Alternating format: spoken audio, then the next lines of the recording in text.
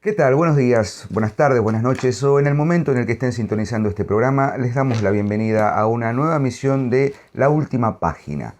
Página última que no podría existir sin la pluma, ¿cómo decirlo?, magistral, la pluma ardiente del profesor Sebastián Porrini, que nuevamente, con su generosidad, con el beneplácito de su existencia, nos permite grabar en las instalaciones de su palacio para que esto siga con vida. ¿Cómo le va, Porrini? Bien, profesor, Ya, todo bien. El Montero Mayor me acaba de avisar que tengo que ir a la casa. Hay un tigre debajo de la mesa, sí, señor. hay un tigre debajo. Porrini Casa Faisanes tiene un pequeño Sí, coto sí. de casa aquí. Totalmente atrás. Sí. En realidad hay un coto, que es un supermercado. Claro. Y que no es de casa, Y que no es de aunque uno casa. termina medio... Pero tengo un coto. Sí, tenés un coto. Mal Es que verdad, mal, hay un tenemos coto. En fin. Bien. Diego, antes de empezar, Por favor. quiero agradecer, y lo tengo que mostrar. Me voy a parar. Miren. La esposa de Jonathan, mira lo que me regaló. Ay, qué belleza, me habías contado. Esto es... Acercalo a la cámara, vamos a hacer un trabajo porque el editor seguro no va a mostrar esto.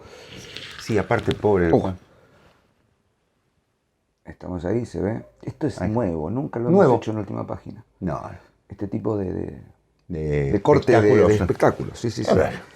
Este Aparte, se dan cuenta hermosísimo- que tenemos pantalones abajo. Sí, vieron que estamos vestidos. Estamos vestidos. Este hermosísimo dibujo está hecho a lápiz, es una cosa... Yo no puedo hacer una raya.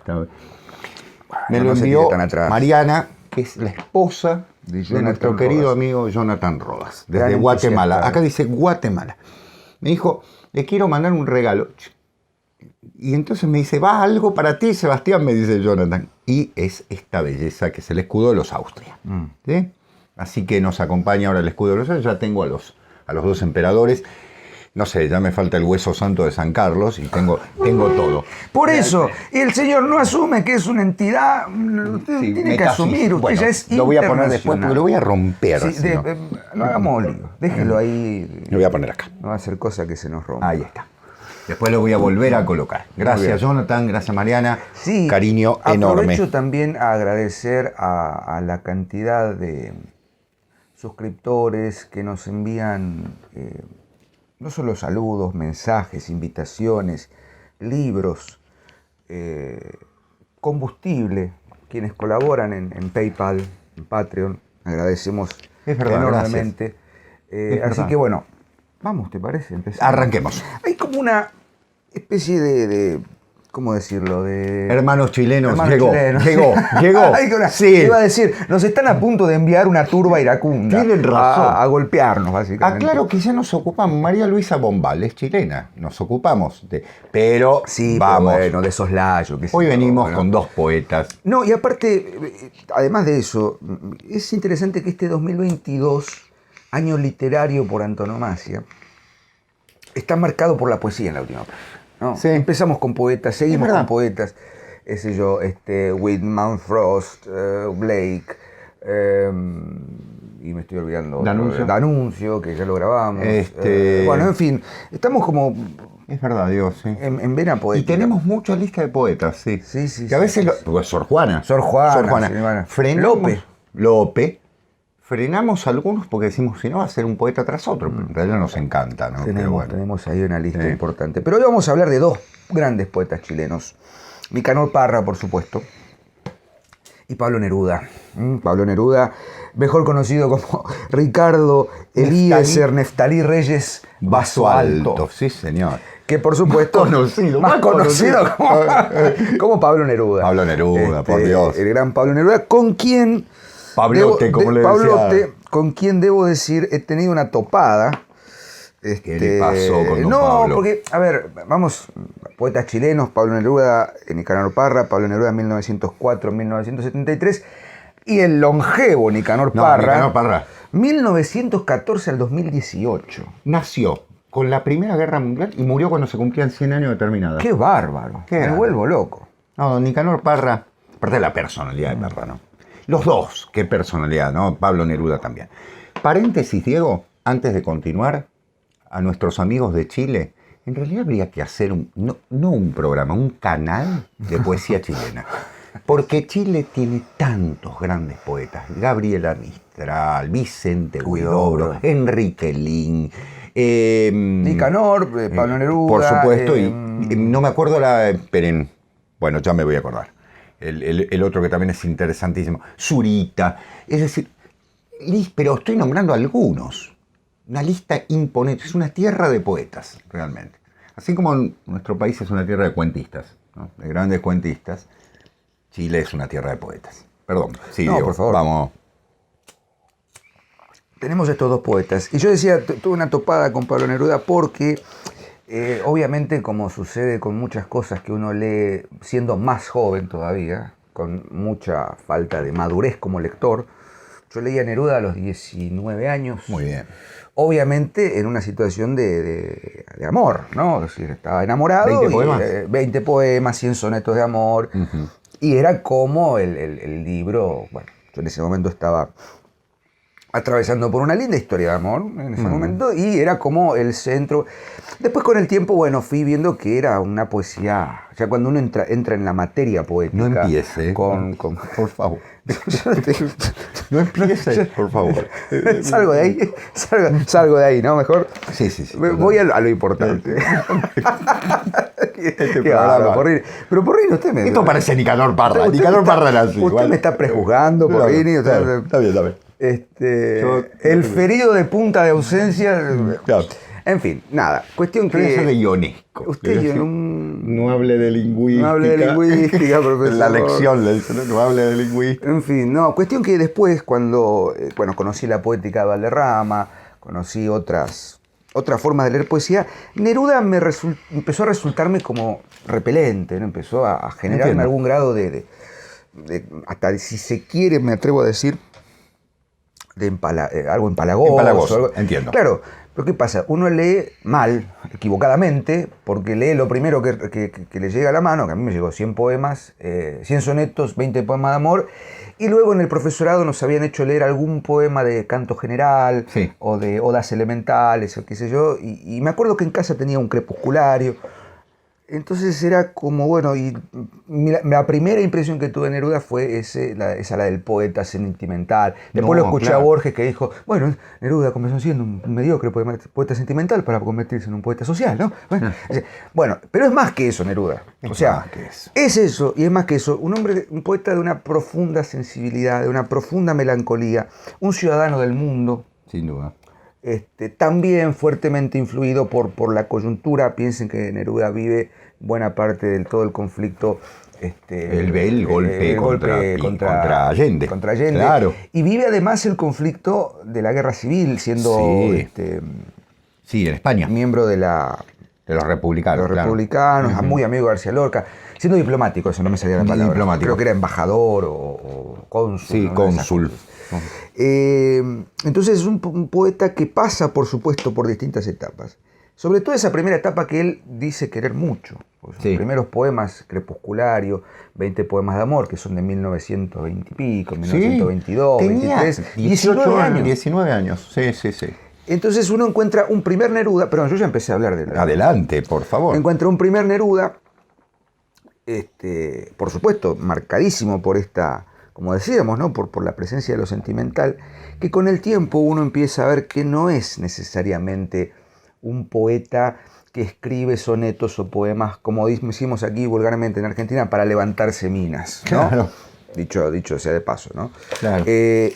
Hay una profunda conciencia en esa primera poesía de Neruda de querer, ¿cómo decirlo?, hacer vivir poéticamente la experiencia que tiene Pablo Neruda de Temuco a Santiago. Claro. ¿No? Del pueblo a la ciudad. Del pueblo a la ciudad. Claro. Entonces él dice, ese libro de poemas, 20 poemas de amor, y una canción desesperada, está dedicado a mis dos amores, Marisol y Marisombra, dice en un momento. Claro. Marisol, Temuco, Marisombra, Santiago. Claro. ¿No? Es un juego de palabras. Y todas las mujercillas. Y todas las damiselas en apuros que él habrá rescatado de algún entuerto. Claro. Que era bastante afecto a ese tipo de rescate. Bueno. Bueno, está bien. Dice, pero 20 poemas de amor y una canción desesperada, justamente resumiría desde nuestra mirada ese tránsito entre el poeta que nace siendo poeta, él fue poeta desde toda su adolescencia escribiendo. Es un poeta que logra llegar a un paso, a un cambio de estado vital y no puede olvidarse de ese primer amor que fue su hogar, su pueblo, y va a su segundo amor, que es Santiago. Obviamente todo el poemario está sostenido bajo la imagen de un enamorado hablándole a su amada. Me gusta cuando callas porque estás como ausente, pero a mí me gustaría hacer, vamos a leer ese, creo que es el 15, para que entendamos algunas cuestiones. Puedo escribir los versos más tristes esta noche. De ese vamos a hablar después. Me gustas cuando callas porque estás como ausente y me oyes desde lejos y mi voz no te toca. Parece que los ojos se te hubieran volado y parece que un beso te cerrara la boca. Como todas las cosas están llenas de mi alma, emerges de las cosas, llena del alma mía. Mariposa de sueño, te pareces a mi alma y te pareces a la palabra melancolía. Me gustas cuando callas y estás como distante y estás como quejándote, mariposa en arrullo, y me oyes desde lejos y mi voz no te alcanza. Déjame que me calle con el silencio tuyo, déjame que te hable también con tu silencio, claro como una lámpara, simple como un anillo. Eres como la noche, callada y constelada, tu silencio es de estrella, tan lejano y sencillo. Me gustas cuando callas porque estás como ausente, distante y dolorosa, como si hubieras muerto. Una palabra entonces, una sonrisa bastan, y estoy alegre de que no sea cierto. Uno podría decir, no, Sebastián, qué lindo lo que le escribe a... Es irónico. Y es irónico. Y yo tengo la hipótesis... Lamento tirar abajo el romanticismo. Pero ¿por qué?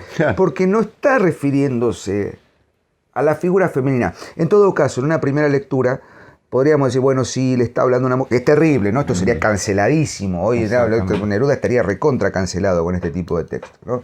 Sobre todo por la objetivación de la imagen. Sí. No quiero que hables, callate. Estás como ausente, prefiero contemplarte. Pero en realidad, mi hipótesis es que no. La lectura de que es una figura femenina es simple y llanamente accesoria, porque está manifestando su arte poética. Claro. Para mí lo que transita allí es la poesía, el lenguaje. Sí, señor. El saber de no saberse, como diría el querido Hugo Mujica. El saber de no saber decir. Claro. Esa experimentación o esa experiencia o ese estallido que podría ser el amor. Y esto está en 20 poemas. Ya está ahí. Sí. Obviamente con todavía algunas notas propias del modernismo, con alguna reminiscencia, como decía Sebastián, a un poema más romántico, más amoroso, qué sé yo. Pero la canción Desesperada... Que por otra parte, valga decir, ¿dónde estuvo la innovación? En que, piensen ustedes que hace apenas, cuando él publica esto, hace apenas 6, 7 años, ha fallecido Rubén Darío. Claro. O sea, por eso digo, está todavía la rémora ahí perfectamente, y el amor era un tema ya no solo trillado al máximo, sino parecía agotado, y realmente Neruda en esta primera etapa de su poesía, que va entre los años 20 hasta Residencia en la Tierra, ¿no? Que ya es otra cosa. Residencia en la Tierra es otra cosa. Es otra cosa. Tiene una visión absolutamente diferente del amor, que, valga decirlo, él empieza en ese sentido y termina en ese sentido, porque los 100 sonetos de amor son de su vejez, claro, de su madurez, ¿no es cierto? Que es, o sea, vuelve a la forma. Vuelve al hogar. Vuelve al hogar, el soneto, ¿no? 14 decir, versos de casílabos. Absolutamente castizo en ese sentido. Después de haber probado todas las formas de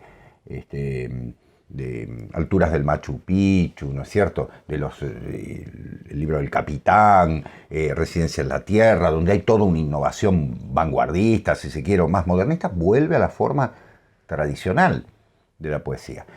Y en este caso, a mí lo que me asombra sobremanera, lo que habla de un poeta natural, ¿no? De un poeta nato, es que tiene 18, 19 años y está escribiendo unos versos que, como decimos, juega con la ironía, juega con el doble sentido, pero de una musicalidad. Neruda tiene una musicalidad personal. Sí. Metáfora. Mariposa en arrullo. Es una Y acá- belleza. y acá- Una mariposa no se puede arrullar, se deshace. Yo me acuerdo este poema leído en la voz de María Elena Fonsalido aquí. Ajá. Ojalá nos esté viendo. Uy, qué lindo. Ojalá nos estuviera bien. La Marquesa de La Fonsalido. Marquesa de Fonsalido. Exactamente. Este poema, hay que ser también justos, hay que decirlo todo. Neruda declamando Ay, Dios. Yo te era lo como imito. Borges declamando. Venga. Puedo escribir los versos más tristes esta noche. Un horror. Yo tenía el disco con los 20 poemas de amor y una canción desesperada de Neruda. Era un espanto, ¿no? Pobre don Pablo, pero realmente estaba tan viejo que en un momento dice, soy un sátiro, que va a ser un sátiro, pobre hombre. No podía ni nada. Pero Ahí cortémoslo. Bájese usted ahora. ahora soy yo el que me bajo del caballo. Claro. Usted me refrena, yo lo refreno, nos refrenamos mutuamente. Me saco. Me ha dado un rapapolvo. Adelante, profesor, perdón. Este poema tiene unas imágenes bellísimas. Por eso digo, es una canción desesperada. Puedo escribir los versos más tristes esta noche. Escribir, por ejemplo, la noche está estrellada y tiritan azules los astros a lo lejos. El viento de la noche gira en el cielo y canta. Puedo escribir los versos más tristes esta noche. Yo la quise y a veces ella también me quiso. Terrible. En las noches como esta la tuve entre mis brazos, la besé tantas veces bajo el cielo infinito. Ella me quiso, a veces yo también la quería. ¿Cómo no haber amado sus grandes ojos fijos? Puedo escribir los versos más tristes esta noche, pensar que no la tengo, sentir que la he perdido, ¿no? Ese mistiquio. Oír la noche inmensa, más inmensa sin ella, y el verso cae al alma como al pasto el rocío. Es belleza. Eso Y es ahí belleza. cerremos todo y bueno, Ven, es un gran poeta. No, por eso digo, yo me reconcilié con él. ¿Qué importa que mi amor no pudiera guardarla? La noche está estrellada y ella no está conmigo. Eso es todo. A lo lejos alguien canta. A lo lejos. Mi alma no se contenta con haberla perdido, como para acercarla mi mirada la busca, mi corazón la busca y ella no está conmigo. La misma noche que hace blanquear los mismos árboles. Nosotros, los de entonces, ya no somos los mismos. Ya no la quiero, es cierto, pero cuánto la quise. De otro, será de otro, como antes de mis besos. Su voz, su cuerpo claro, sus ojos infinitos. Ya no la quiero, es cierto, pero tal vez la quiero.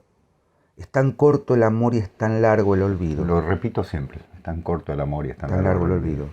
Porque en noches como esta la tuve entre mis brazos. Mi alma no se contenta con haberla perdido. Aunque este sea el último dolor que ella me causa y estos sean los últimos versos que yo le escribo. 19 años. ¿Qué es pendejo de mierda? Totalmente. Digo, un genio. Pero ahí Rambo. abre una puerta, ¿no? Y se mete de lleno en una puerta que dice, bueno, podría haberse consagrado como el mejor poeta romántico de esta, pero no. No, porque Segunda vuelta. la segunda vuelta es mucho más potente, porque por supuesto en el medio está Residencia en la Tierra, de 1935. Totalmente renovador. Totalmente renovador. Disculpame, digo Adelante. una cosita. Yo suelo dar ese poema, ¿saben para qué? Para que vean el uso de los tiempos verbales. Me la quiso, yo la quería. Un perfecto y un imperfecto. O sea, algo que continúa, algo que es puntual. La he querido, algo que terminó pero sigue afectándome. Genial. Impresionante. El manejo de los tiempos verbales es maravilloso. El manejo de las imágenes, por supuesto que también. Que valga decir que para una persona que tiene 18, 19 años, me saco el sombrero. Porque realmente, y no sé si notaron, Neruda no usa palabras raras. No. Nunca. Son palabras coloquiales. Y él en un momento habla de la poesía impura. Claro. Que va de la mano de lo que seguramente vas a comentar de Nicanor Parra. Bueno, la antipoesía. Leo un cosito más y después No, hacemos adelante, un adelante, por favor. Con Residencia en la Tierra de 1935. 35. Correcto. Odas Elementales. Yo dije 32, me equivoco. Odas Elementales, que es también, pero es más posterior. Odas ¿Es del Elementales. 50? 58. Claro. No sé, 58.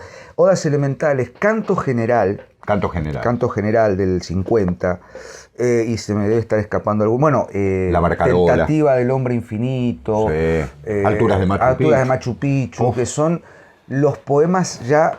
No Más quiero decir políticos. Exacto, son Más poemas políticos. más combativos, Sí, sí, poemas sí. de militancia, Sí, sí. pero a la vez, La Oda a Stalin, un horror. pero a la vez, hay que decirlo todo, ¿no? No, después... sí. Pero a la vez hay una conciencia que muy bien señalás, que hay que, a ver si lo puedo decir con claridad, hay que resacralizar los objetos, la Totalmente. realidad. Por eso, odas elementales, qué sé yo, vamos a Es genial. tomar algunas. De las odas, la oda del diccionario me parece estupenda. Ahora leemos esa. La oda de la leo. cuchara, me parecen estupendas. ¿Por qué? Porque la modernidad, no lo dice Neruda de esa manera, eso es una chanza mía. Digo, la modernidad, la burguesía, el nuevo rico, la nueva vida, Claro. todo lo que se viene abajo después Lo de la Gran Guerra, claro. lo elemental, ha perdido su condición de elemental Claro. para convertirse en simple y llanamente un objeto más de decoración. Sí, sin duda. ¿No? Entonces, La belleza de la vida cotidiana, de las cosas cotidianas, eso es muy hermoso. Oda al vino, Oh, bueno, no me hable de eso, no puedo. tomando agua. Bueno, ya va a poder, Porrini. Notarán que no estamos bebiendo, pero bueno, no importa. Con los dioses que me han hay negado esto. Hay que cuidarse. Oda al vino. Vino color de día, vino color de noche, vino con pies de púrpura o sangre de topacio. Vino. Estrellado hijo de la tierra. Vino liso como una espada de oro, suave como un desordenado terciopelo. Vino encaracolado y suspendido, amoroso, marino. Nunca has cabido en una copa, en un canto, en un hombre coral. Gregario eres, y cuando menos mutuo, a veces te nutres de recuerdos mortales en tu ola.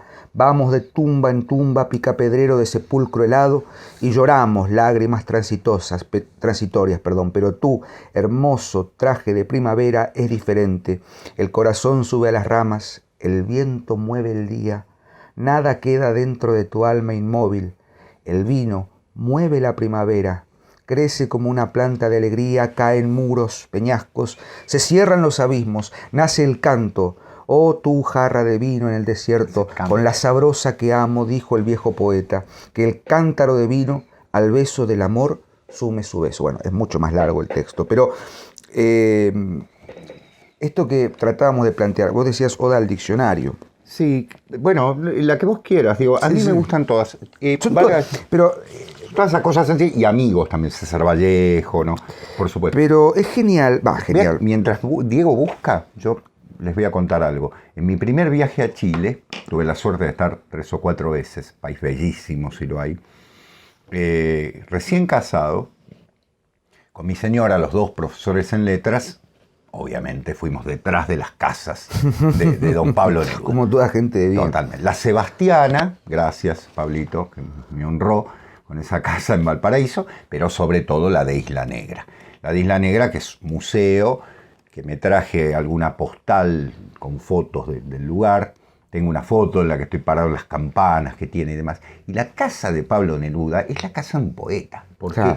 tiene una forma de barco, la cocina es pequeña porque no quería que se meta nadie más que él, y encima él era rollizo. Era rollizo. Era un hombre rollizo, sí, cocinaba muy bien, lleno de botellas, de caracolas, de mascarones de proa, que son una belleza, y el lugar es un lugar mágico, como esos lugares que tiene Chile, imponentes frente al mar. Eso por una parte. Y por otra parte, ver cómo escribía, porque han quedado algunos escritos últimos. La casa se salvó de los saqueos horribles que vivió en Santiago. La de Santiago fue saqueada en el golpe de Estado del 73. Uno veía que él escribía con tinta verde. Y tenía la cama matrimonial, ¿no? Matilde Urrutia, su segunda esposa, puesta mirando al mar. O sea que está en realidad en chanfle, digamos, ¿no? Perpendicular con la mirada al mar, porque la habitación es muy extraña. Uno dice, ¿cuántas cosas que comportaban la vida cotidiana de este hombre? Pasillos como de barco, donde hay de pronto ojos de buey, miles de objetos, porque coleccionaba de todo, ¿no? Un personaje muy notable. Después, si querés, vemos un poco la faceta, ya sé, hay una faceta negra, sí, desde luego, por supuesto. Sí, pero simplemente para... Porque lo mismo nos pasó, perdón, Diego, ya que estamos. Sí. Cuando hicimos Luis Ferdinand Céline, ¿no es cierto? Se nos dijo, bueno, pero era un escritor fascista. todo bien. Nadie adhiere a eso. Nadie adhiere. Ezra Pound también. Ahora, ¿quién puede decir que Louis Ferdinand Céline y Ezra Pound no son dos escritorazos? Por Dios, Louis La Rochelle. Y sigo nombrando. En este caso del otro bando. Y con actitudes horribles. Porque quien escribe una oda a Stalin me parece una cosa espantosa. Pero obviamente los dos sabemos expurgar eso. Porque no puedo condenarlo porque por la eso. obra y el autor es un debate larguísimo. Es un debate eterno. Es para una hora libre. Amén de actitudes personales horribles, porque lo sé, ya sé lo que están pensando mis amigos de Chile, que seguramente saben mucho más que nosotros. Yo leí la autobiografía, confieso que he vivido.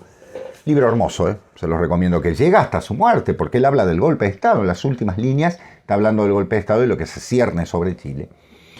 Pero valga decir que yo sé que este hombre tuvo facetas oscuras, sé que tuvo una hija hidrocefálica que la abandonó. Claro que sí, eso de ninguna manera, no lo estoy poniendo como un santo. Quiero separar de toda esa actividad, incluso que se compró un castillo en Europa cuando ganó el premio Nobel. Es decir, que su comunismo era un comunismo muy particular, ¿no? Por otra parte.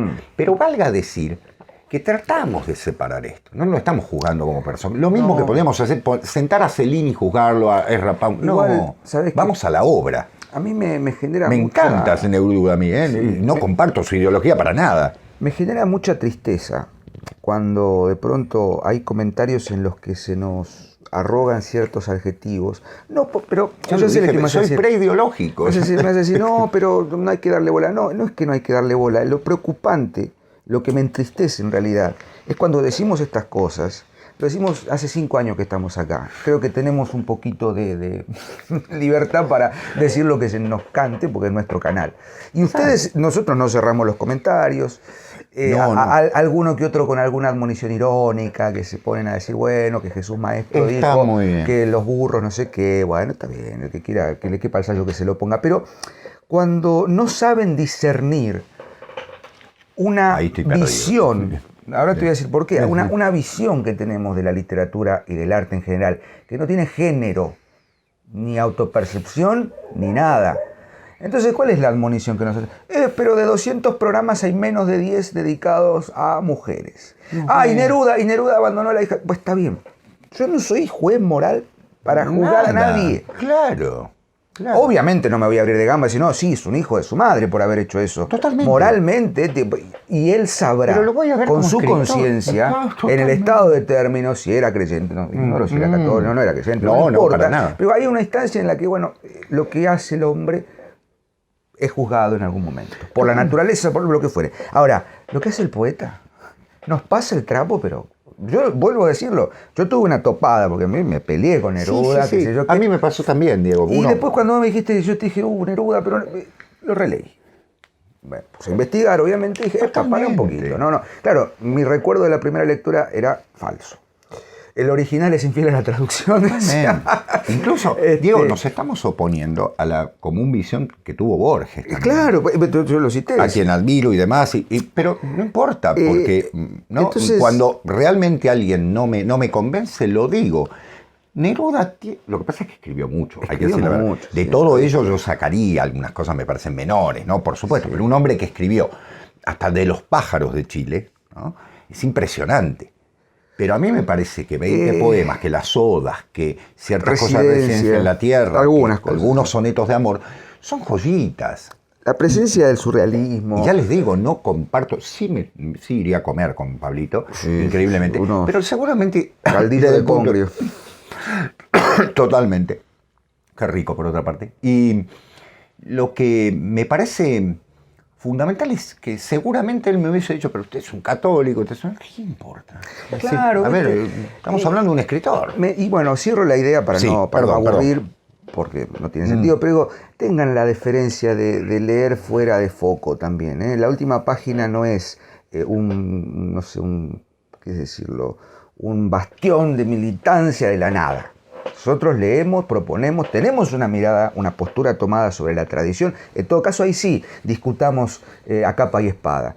Pero cuando empiezan a generarse admoniciones en torno de que no, la mirada que ustedes tienen atrasa, machirulaje no sé qué al tope. Bueno, no sabía. eso Bueno, sí, perdón. hubo una topada ahí con una suscriptora que Bueno, insiste. no lo tome a mal. Insiste. Yo por eso le dije, mire, usted es libre de hacer lo que quiera, de pensar lo que quiera, pero tómese el trabajo de mirar entre líneas. Nada más. Perdón, volvamos a Neruda. Totalmente, ¿no? Y digo, Vean horas un recreo elementales. si quieren lo tratado. Sí, lo queremos. No encontré el diccionario, pero están las hojas al no, libro. debe estar en... Claro. Libro cuando te... Leo una estrofa. Libro, cuando te cierro, abro la vida. Escucho entrecortados gritos de en los puertos. Los lingotes del cobre cruzan los arenales, bajan a Tocopilla. Es de noche. Entre las islas nuestro océano palpita con sus peces. Toca los pies, los muslos, las costillas calcáreas de mi patria. Toda la noche pega en sus orillas y con la luz del día amanece cantando como si despertara una guitarra. Y obviamente es larguísimo, sigue. Pero quiero que hablemos de Parra. Algunas cosas, sí, sobre Neruda, que esto que quería cerrar, la resacralización, pero en el sentido de no sacralización religiosa meramente, sino volver a otorgarle a los objetos elementales su condición de elemento natural. Totalmente. Y no de mero objeto vaciado de contenido. Exactamente. O sea, el vino es el elixir de la poesía, ¿no? Uh-huh. Es la sangre de Cristo, si querés. Sí, señor. Y no es solamente una reliquia para guardar una bodega y emborracharse a la noche en una comida de burgueses. Claro, ¿no? Exactamente. A ver qué cosecha es, qué año es y qué sé yo. Que no. Sí. Entonces Neruda hace esto. Entre otras cosas, por supuesto, nos quedamos cortísimos con lo que es que bueno, habría que dedicarle un programa. Tal vez tendríamos que haberle dedicado un programa a cada uno. Lo que pasa es que nos pusimos de acuerdo y dijimos, vamos a trabajar con estos dos enormes poetas. Pero bueno, va a ser un poquito más largo, pero supongo que lo van a valorar. Bueno, la otra gran faceta, ¿no? Nicanor Parra. Nicanor Parra es, yo creo que si lo conocen, incluso lo pueden ver en YouTube, hay muchísimos videos de él hablando, incluso escribiendo poesía en el aire, en un pizarrón. Es un caso aparte, ¿no? Incluso es el que recibe a Neruda en la academia, en Chile, en la universidad, discúlpenme, en la universidad, que le hace un discurso que tiene todo un doble sentido notable, porque es un tipo muy... Discurso de bienvenida en honor de Pablo Neruda en 1962 en la universidad. Nicanor Parra estudió matemática y física, era un gran físico y estudió cosmología en Europa. Y él dijo en una entrevista que se dedicó a la matemática y a la física fundamentalmente, justamente porque era como un golpe dado a su familia. La familia Parra son todos artistas. Violeta Parra, su hermana, ¿no? Otra eminencia del canto popular chileno, fallecida en 1968, muy joven. Él le dedica una serie de poemas. Violeta Parra, bueno, la autora de tantas canciones populares, Gracias a la vida, ¿no? Por ejemplo, que es de ella. Venía de una familia de músicos, de pintores, y le dije, ya demuestra algo. Ya demuestra distinto, una rebeldía, una cosa. Pero no pudo con el genio. Fue un gran escritor, por otra parte. Fíjense los nombres, ¿no? Cancionero sin nombre, 1937, o sea, tiene 20 y pico de años. Ejercicios respiratorios. Empezamos a entrar en cierta renovación en torno de la poesía. Y poemas y antipoemas de 1954, que él empieza a surgir la concepción del antipoema. ¿Por qué? Porque la poesía era, según la mirada de Parra, demasiado pedante, oratoria, demasiado retórica, demasiado cargada de... Y él viene a hacer una poesía con palabras de la vida cotidiana, rompiendo el verso, estableciendo relaciones absolutamente insólitas entre el lenguaje coloquial y palabras sin mucho fundamento, e incluso el mundo de la física, ¿sí? La cueca larga, de 1958, Versos de salón, de 1962, Manifiesto, del 63, Canciones rusas, del 67, Obra gruesa, del 69, La camisa de fuerza, fíjense los títulos, ¿no? Del 62 al 68, otros poemas que recoge todo su poemario desde el año 50 hasta el momento, Los profesores, de quien me voy a dedicar ahora un poquitito, Emergency Poems, o sea, poemas de emergencia, Artefactos de 1972. Artefactos no lo puedo leer, se los tengo que mostrar. ¿Sí? Son poemas con dibujos. ¿Sí? No sé si se logra ver. A ver si vamos a mostrar alguno que tenga más color, más. Son en blanco y negro lo único, ¿no? Fíjense, son fotos que les pone pocas palabras, ¿no? Para no ir demasiado lejos, tomemos el caso de Adán y Eva. Bueno, una ironía constante. La jurisprudencia. Un humor constante, claro. Un humor constante que es notable en Parra.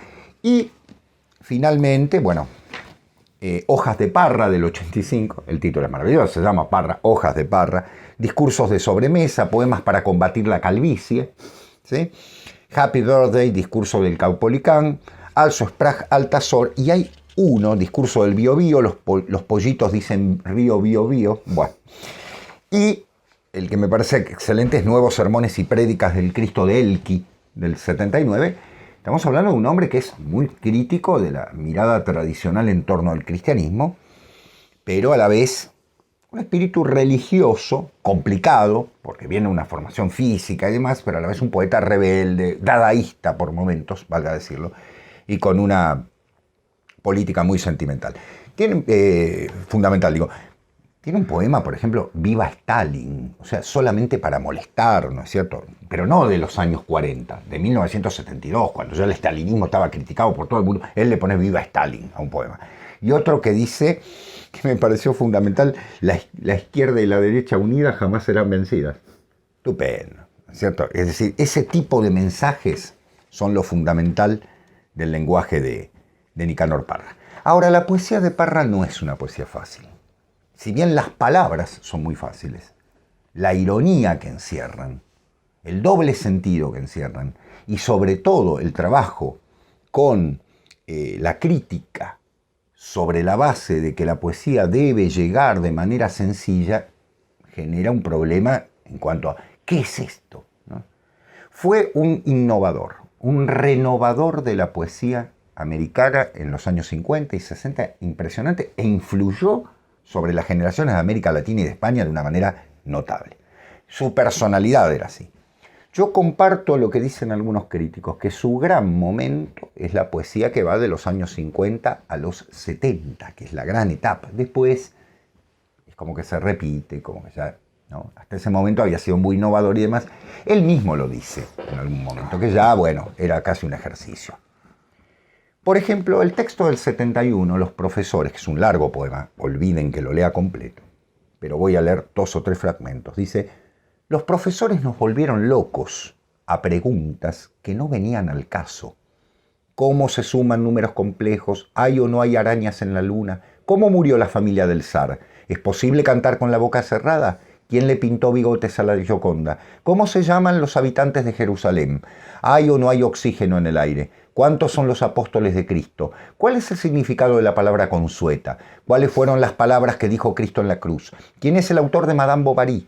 ¿Dónde escribió Cervantes el Quijote? ¿Cómo mató David al gigante Goliat? Etimología de la palabra filosofía. ¿Cuál es la capital de Venezuela? ¿Cuándo llegaron los españoles a Chile? Y el poema, a raíz de todas esas preguntas, él empieza a postular una profunda crítica, sin decirlo, ¿no? sin manifestarlo, pero diciéndolo a medida que uno lee el poema, sobre la educación. Una educación que en el fondo no va a servir para nada, ¿no? El amable lector comprenderá que se nos pedía más de lo justo, más de lo estrictamente necesario, determinar la altura de una nube, calcular el volumen de la pirámide, demostrar que raíz de 2 es un número irracional, aprender de memoria las coplas de Jorge Manrique. Déjense de pamplinas con nosotros. Hoy tenemos que dirimir un campeonato, pero llegaban las pruebas escritas y a continuación las pruebas orales. En unas de fregar cayó Caldera, con una regularidad digna de mejor causa, teoría electromagnética de la luz, etcétera, etcétera. ¿Por qué? Porque a esa edad, dice, lo único que le importa es jugar al fútbol, ¿no? Y mientras tanto la Primera Guerra Mundial, y mientras tanto la Segunda Guerra Mundial. Claro, las dos, la primera la vivió de bebé, pero la adolescencia al fondo del patio, la juventud debajo de la mesa, la madurez que no se conoció, la vejez con sus alas de insecto. Se pasó el tiempo de toda esa educación que en el fondo dice, ¿para qué nos sirvieron los datos? ¿No? todavía en esa educación, digamos, bancaria, como se le dice hoy en día, ¿no? Enciclopédica, ¿no? Que por lo menos era algo, ¿no? En algún sentido. Y que él no resume con el texto la educación, sino los profesores. Son seres que vienen y... ¿no? No es la educación el problema. Preguntas, pero claro, exactamente, no es la educación el problema. El otro texto al que voy a hacer homenaje, espérenme un poquitito porque lo tengo, el del Cristo de Elqui, Nuevos sermones y prédicas del Cristo de Elqui. Observen ustedes lo que hace. No es de alguna manera la imagen, sino Cristo. Dice,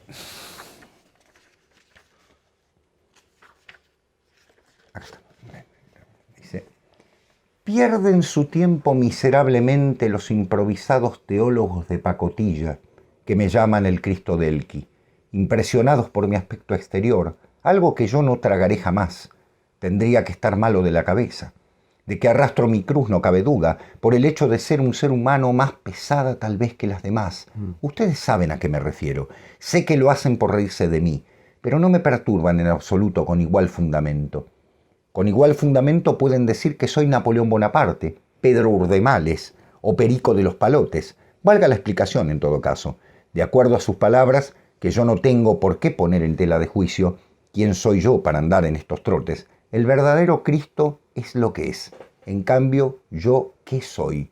Lo que no soy. Ya de por sí, primero la sintaxis, ¿no? No hay puntuación, no existen comas, no existe ningún tipo.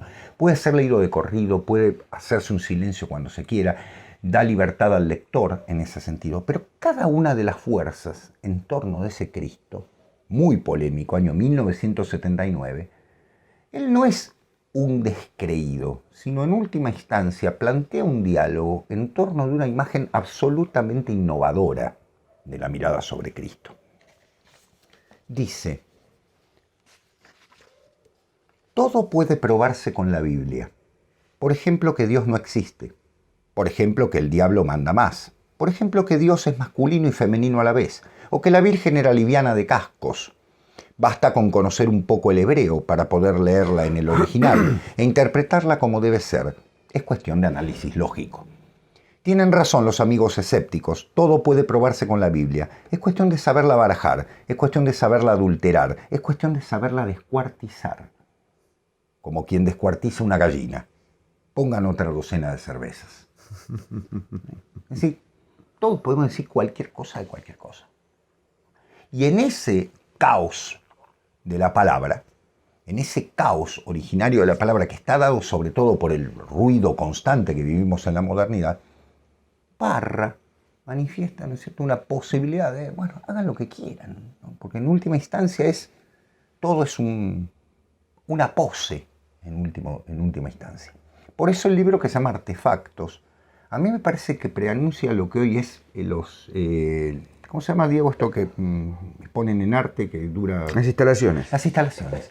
Las instalaciones ya son lo que eran los artefactos de Parra, claro.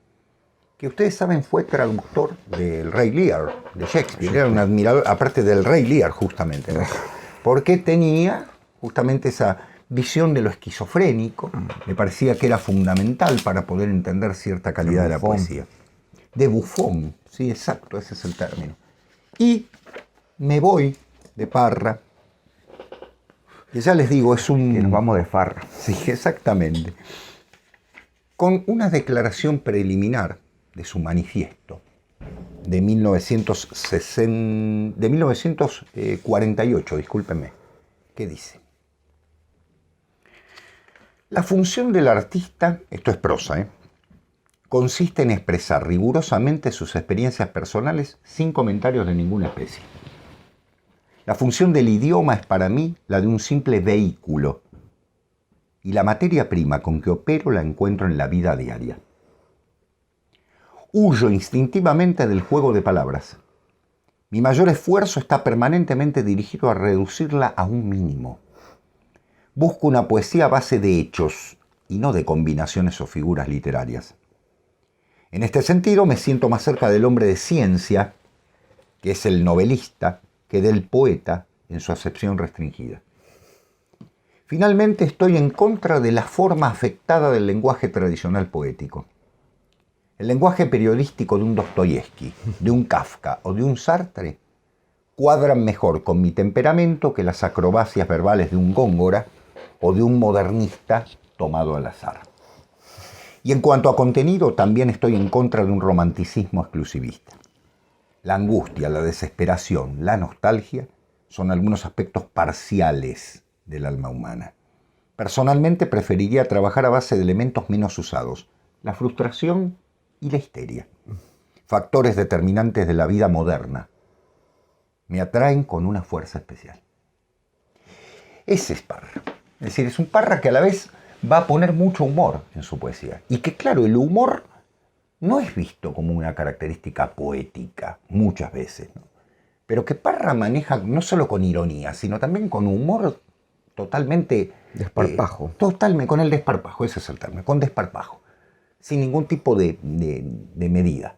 Haciendo una poesía que es molesta, por supuesto, para el que viene de una lectura tradicional de la poesía, más cercana a una poesía, digamos así, rimada, o claro, una poesía de corte más sentimental, Parra le va a molestar, porque es, en cierto modo, es una especie de, ¿cómo decirlo?, de bufón, en el buen sentido, de bufón que está molestando a la seriedad de la monarquía de la poesía. Es muy bien la referencia a Lear. Claro. El bufón, el fool. Totalmente, el fool, exactamente. Que tiene el fundamento de querer romper ese tipo de estructura. La influencia de Parra, lo decía antes, es enorme en la poesía posterior. Ha sido muy leído, aquí en Argentina muy leído, muy venerado en ese sentido. Ha sido muy leído por nuestros hermanos de toda la Iberoamérica, pero fundamentalmente ha sido la marca de una molestia, siempre en la poesía. Siempre ha sido la marca de una molestia. De hecho, la actitud de Neruda ante el golpe de Estado es una, y la de Parra por momentos parece ser la de un esquizofrénico, porque realmente, a pesar de que uno pensaría, por momentos tiene un lenguaje complejo en ese sentido. Una cosita más. Yo tengo lo que tengo de Parra es esto solamente, Parranda Larga, el título me parece estupendo, Parranda Larga, ¿no? Que es la antología de poesía, de su poesía completa, que Alfaguara dedicó con prólogo de Elvio Gandolfo. Yo comparto lo que dice Gandolfo en muy buena medida, cuando dice que hay un Parra originalísimo en una etapa y luego un Parra que se repite. Tal vez porque de tanto tirar piedras a ciertas cosas, bueno, ya había roto todos los vidrios, ¿no?, por decirlo de una manera. Pero no se puede negar la profundidad de la renovación del lenguaje que hace Parra. Yo diría que son lo opuesto, ¿no? Porque sí, Neruda es muy simple, pero a la vez tiene una actitud poética más tradicional, claro, frente a un Parra que por momentos es más bufonesco en el buen sentido del término, ¿no? Pero también hay algo interesante que mientras vos hacías esta última observación de las instalaciones, ¿no?, y del poeta que molesta. La poesía tiene que molestar, no ser una molestia, pero claro, no ser un pain in the neck, ¿no?, un dolor en el cuello. No tiene que ser los loquitos poetas, ¿no? Tiene que ser algo que moleste desde otra raíz, desde otra base, en este caso desde el lenguaje. Y no es simple y llanamente juntar 3 o 4 versos o supuestos versos escritos en una noche de borrachera o de lo que sé yo qué, y hacer una tertulia, no sé, un simposio de poesía en bares abiertos donde toman cerveza en frascos, ¿no? Y pensó, esto es lo renuevo, anda a cagar, ¿viste? No es por ahí, me parece que no es por ahí. Parece que el tándem tiene que ver con, bueno, la poesía es total y es absoluta. Sí, señor. En ese sentido. Exactamente.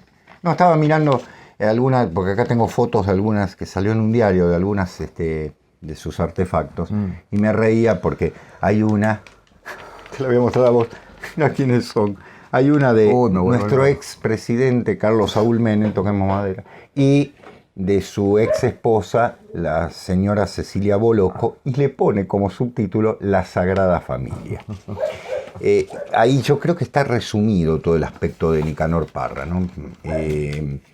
Nosotros podemos pensar miles de cosas en torno de ello, pero la clave es que siendo un profesor universitario de física, siendo un hombre concentrado, porque era un excelente profesor de física, siendo una persona concentrada en una disciplina muy, muy dura, la poesía era todo lo demás.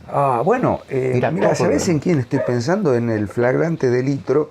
Empezó. Sí, empezó. Es decir, y eso es la literatura. Sí. Eso es la literatura, que trasciende todo tipo de catalogaciones genéricas. Sí. Nos pasa por arriba y es el resto es literatura. Totalmente. Y el resto es literatura. Lo que hace que... Hay un poema sobre... no lo pude encontrar, lo debo haber leído en otro libro, sobre un profesor, que es estupendo, ¿no es cierto? Que en el fondo muestra la miseria del profesor y demás, y cómo... Ahí hay como un reconocimiento, ¿no? El esfuerzo que hace, pero a la vez como esto tampoco va a servir para nada, en algún sentido. Parece en cierto modo una risa, una sonrisa en torno de algo que encierra una melancolía.